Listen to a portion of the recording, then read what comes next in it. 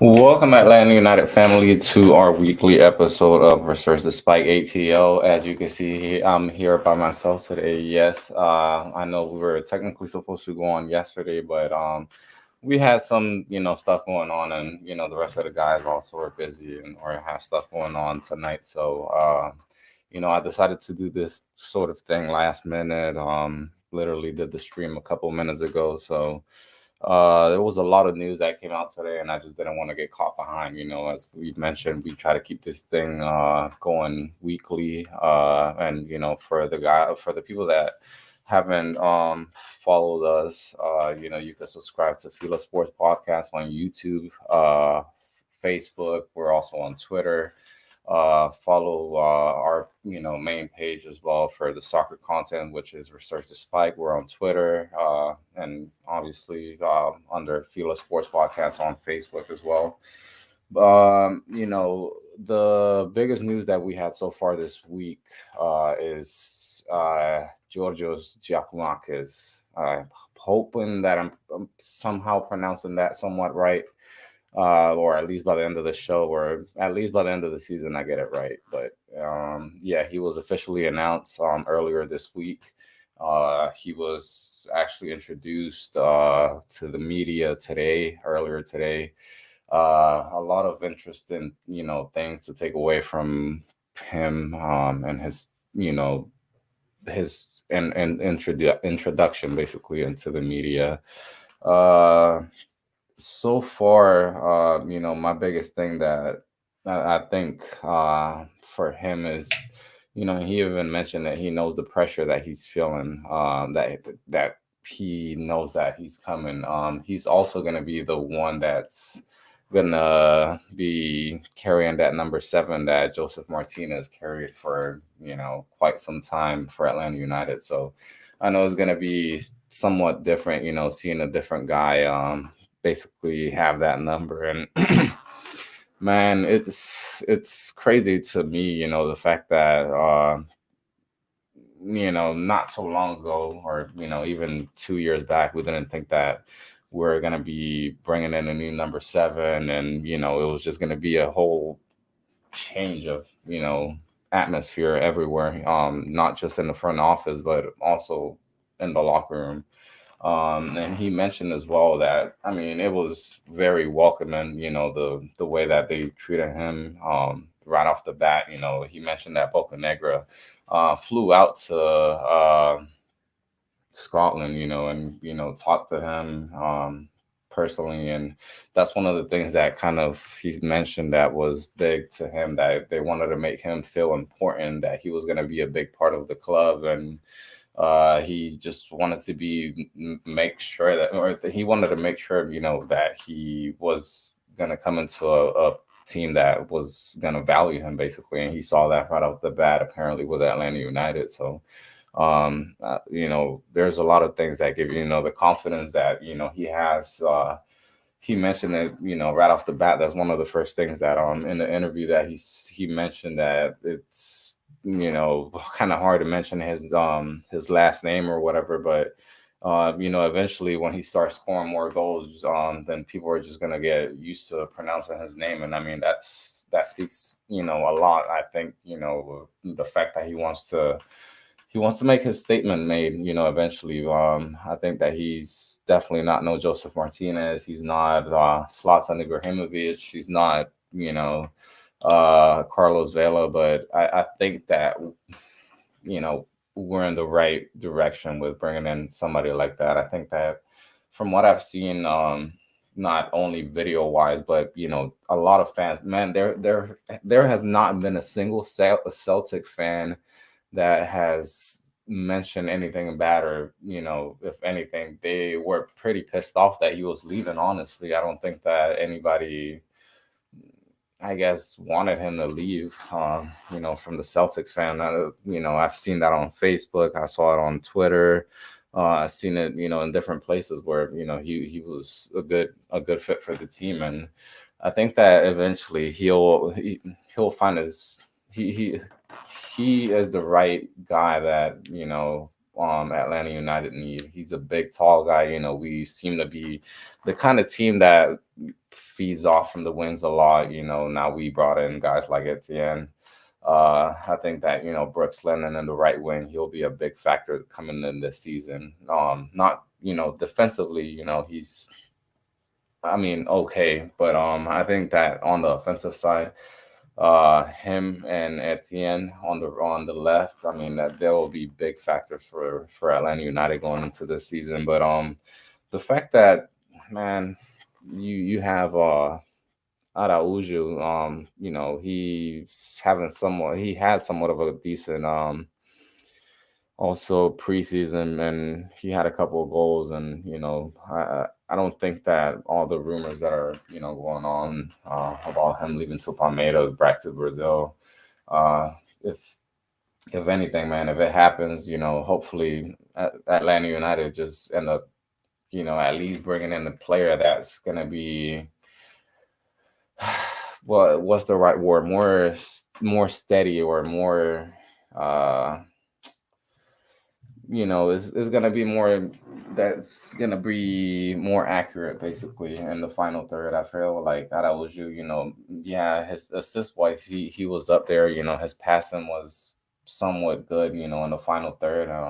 But there was still a couple passes or a couple plays where it could have been different, if he chose a different option. But even so, I think, man, that uh you could definitely have somebody better for being a DP spot. I think that you could definitely have somebody that he had that injury first game of the season last year, and I don't know how much that held him back the rest of the year, because what he was out like a month and a half or two. And man, personally, I just think that if Araujo is able to get some momentum going early on this season, him, Almada, like I mentioned, Brooks Lennon, Giakoumakis, I think that, man, we could be a pretty good team.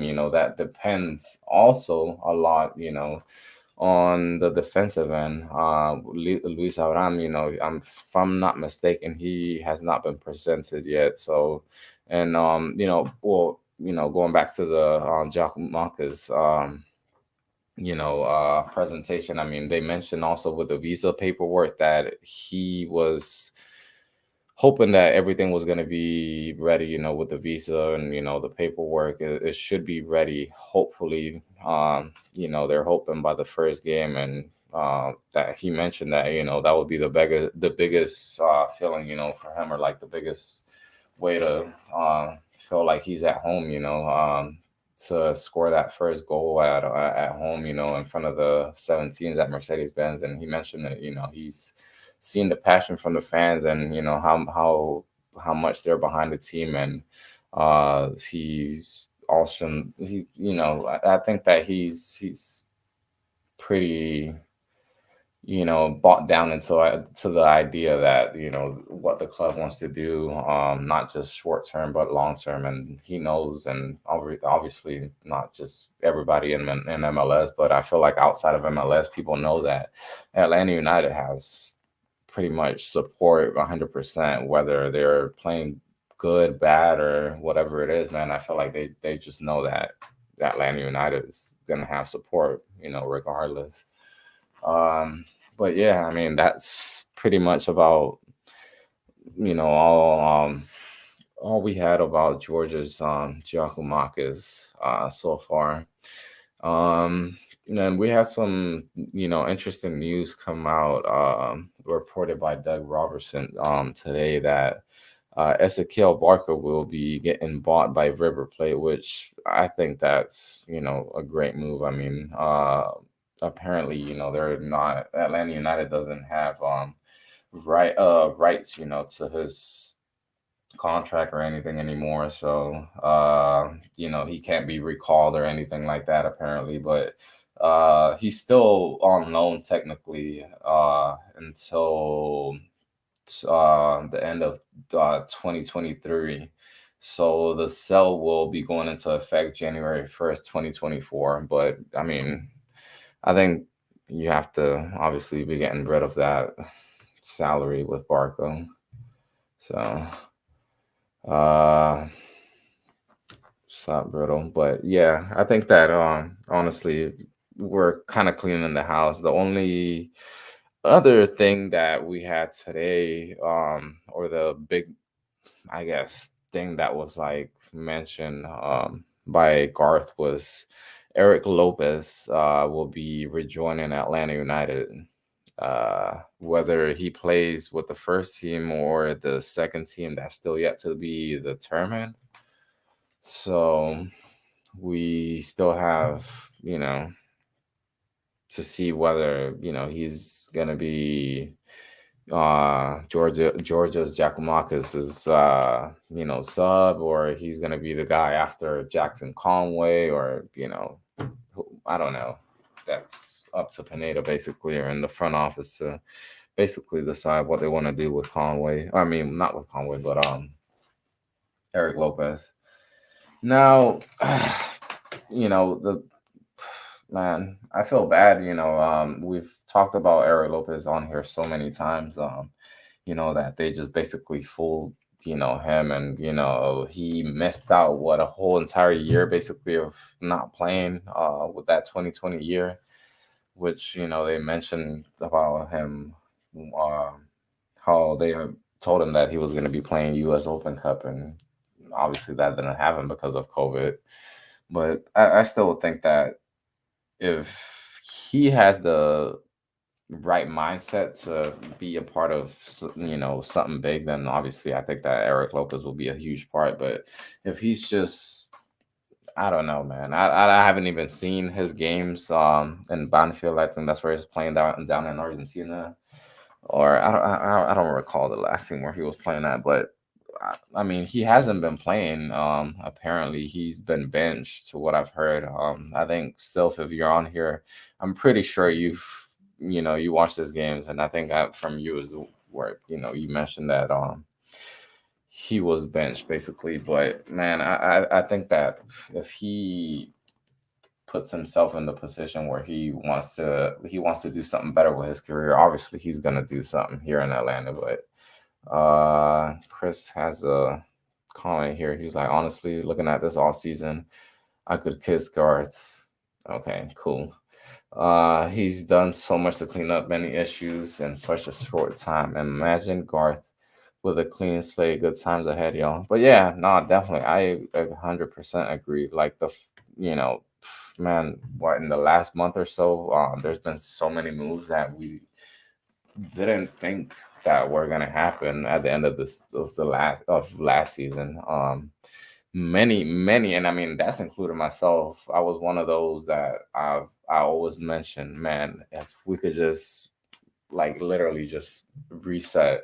I think that not just me, but many of us were on that same train where we just didn't want to see somewhat of the same lineup, or like the same guys around, because you just knew there was guys getting overpaid, bad contracts. There was just a mess. It's man, I hate to always mention it, but the fact that Rossetto, is still on the team still blows my mind, honestly. But hey, he's apparently, you know, gonna be more aggressive this season. I don't know if that means that he's gonna give two more passes forward overall this entire season. I don't know. Maybe that means that he's gonna give 20 sideway passes or 20 back passes in a row. I don't know. We'll see. We'll see. But honestly, I think that if we were to have somebody other than Rossetto, man, I think that we'll, yeah, man, yeah, Riddle, man. Honestly, I'm kind of there, like 50-50 there with you, but that he has the basically the ability to get forward.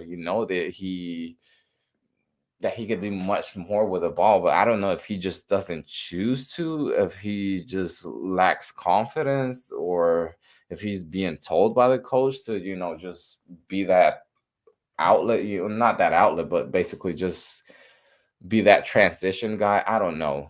Honestly, I don't know. I'm not there at the training grounds, obviously, but Yeah, definitely. What Chris says, maybe a new players around him would help him.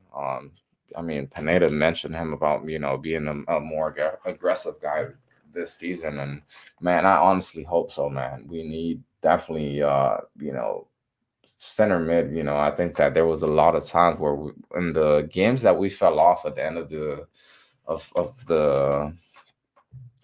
like there was games where everything was under control for 70 minutes, 75 minutes. All of a sudden things turn around, and why was that? Because you were losing a lot of possession and center in the center of the field.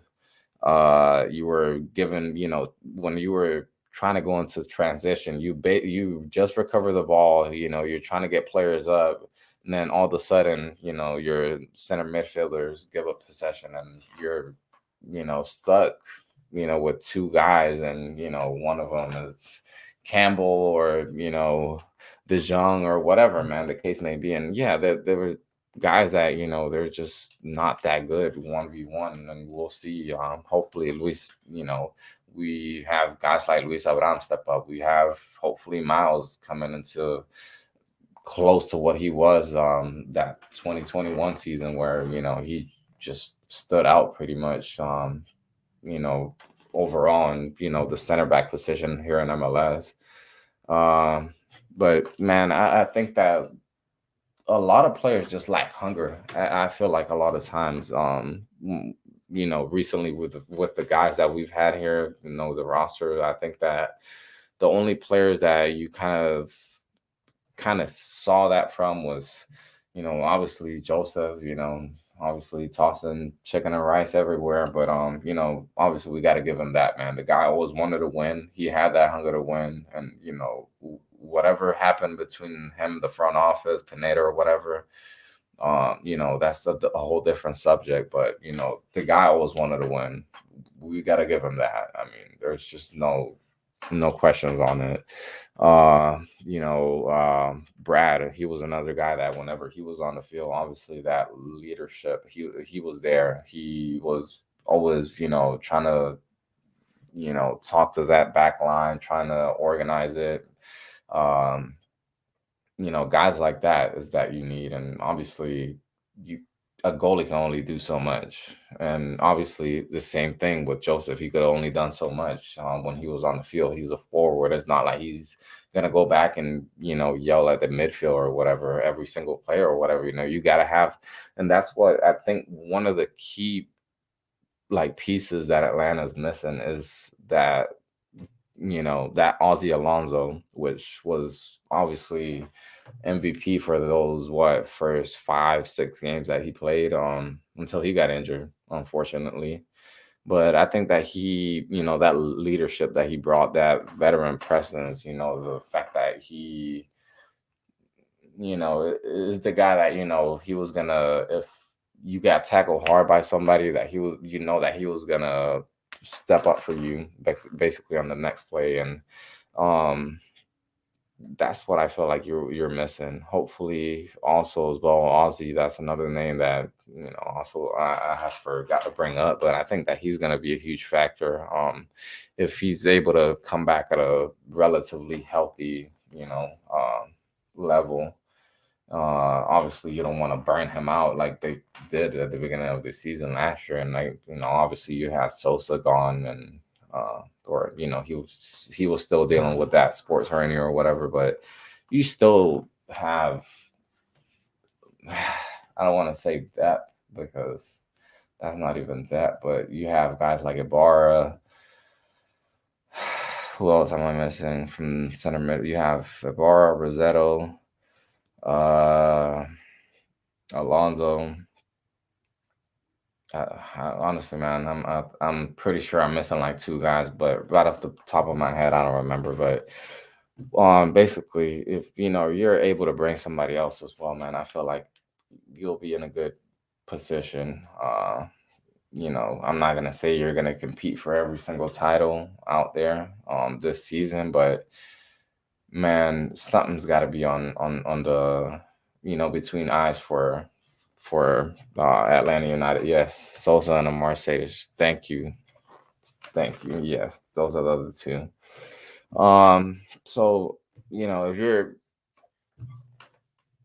man, I don't know.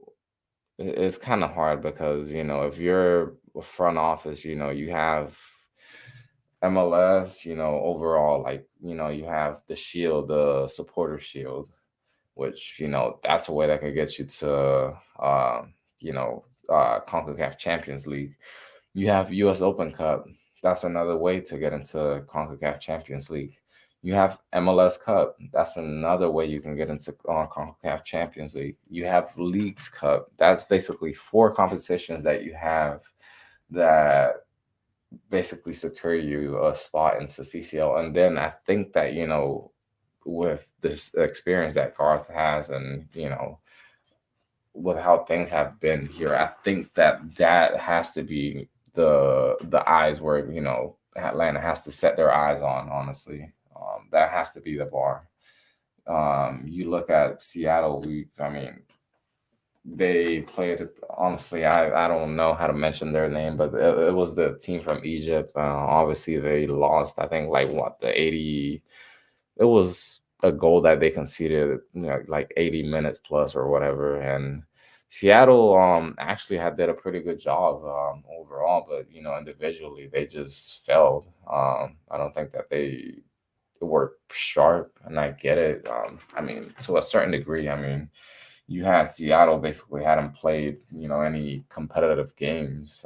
This was pretty much like preseason for them. So, but still, man, I think that they were there. I mean, they were the first MLS team to ever qualify for it. So, I mean, give them props for it, credit and all. But, um, now you even have um, the somebody from also the Seattle organization. I forgot his name. But he's gonna be the Atlanta United 2 coach. And there's, I mean, I know it seems like they're trying to steal like the whole Seattle identity, or even like the front office or whatever. And I mean, honestly, man, I don't see there's nothing wrong with it, me personally, because yeah, like I said, they kind of set that bar, and somewhat with limited, I want to say limited funds, because I mean, it's not like you have that Arthur Blank money over there in Seattle. And that's something that I think that if Garth is able to put that money into good use, which we've seen that, with new personnel being hired, and scouting and all that. I think that if you put that money into use that, actually benefits the team, and not just, overpaying for players, I think, man, you could be looking at Atlanta United as definitely being a team that will set the bar, not just, being the first in the competition, but, going above and beyond that, basically. Uh, but man, I mean, so far, man, I can't complain, with, I guess, with the moves that they've made. I mean, it's just really hard to, I mean, say that there's anything wrong. I mean, we've been so used to basically complaining about, man, why are they giving out a 600K contract to a player that has, no goals or no assists, and their whole professional career or whatever, man. I think that still, you have, this is a relatively young franchise, and I think that Atlanta still has a lot to learn. And man, I think we're in a good path, though. I don't think that we have anything to pretty much say that it could be like a hard fix to, or there's something hard to fix that is just going to be an issue down the line for the team. But yeah, and the last subject that I want to get into before I head out is the AmFam Cup, the American Family Insurance Cup, which is this coming up Wednesday, February 15th at 7:30 against Mexican side Toluca. Also, that is going to be um, the day I believe that they reveal the primary kit, the home kit. Pretty sure a lot of you guys have seen the leaks. It's pretty much like the home kit from 2017, 2018. But uh, yeah, man, I still think that it's I don't want to say Toluca is a better team than Atlanta United, honestly, but at the moment, man, it's preseason. I get it, man, but you gave up way too many goals and you didn't, score as many. So I definitely think that there's some little details that have to be worked on, but hopefully this is a turnaround game. Regardless of what it is, man, you're still playing for a cup. You're still playing for something. So I would think you're playing in front of the 17s for the first time. At Mercedes-Benz Stadium. So I would think that Pineda would come out with a relatively close to the 11 that he wants to put out against San Jose, which that's what 2 weeks ago, 2 weeks away, February 25, yeah, 25th. So, yeah, man, I think it's just a matter of time. Hopefully, the guys are able to build up that chemistry. I don't think that we should be worried. I think the only thing that we should be worried is, we don't see like an actual game plan or something, like an organization, within the team. Then that all comes down to Pineda, honestly. I mean, there has to be things that little defensive errors that happen, in set pieces, transitions, stuff like that. Where you position yourself and things like that. I think that Pineda, if those are the kind of mistakes that we're gonna be uh, basically doing, then I don't think that this is the season that we think that is gonna be.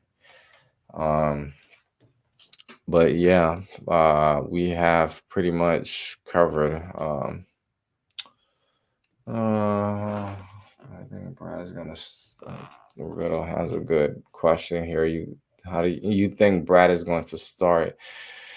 And how do you think that he will do for the regular season, man? I think that he will start, and I don't think that he'll finish the season. Honestly, I don't know how long that's gonna take for him to get benched, but to the stuff that I saw preseason, pretty much, I think that mm, I don't know if the sharpness that he had. I mean, it's not like he was the sharpest guy on his feet, honestly, before his injury. But even so, that I don't see him. Like, I just don't see him finishing the season as a starter. Um, whether Clement Leo, I think is his name, the guy from Toronto that came in from Toronto, or Justin Garces, whoever it is, man. I just hope that they do a good job, that they're there, and uh, they're not a Rocco Rios Novos 2.0. I mean, or a Shuttleworth 2.0. Pretty much, like I said, man, there's just you got to give this team time. Eventually, man, it's also, I mean, you got to think about it. Whether it happens this summer or whether it happens this off season, you're likely gonna lose two DPs. You're gonna be out, of Thiago Almada most likely. That's 75% that he's likely out the door after this second year.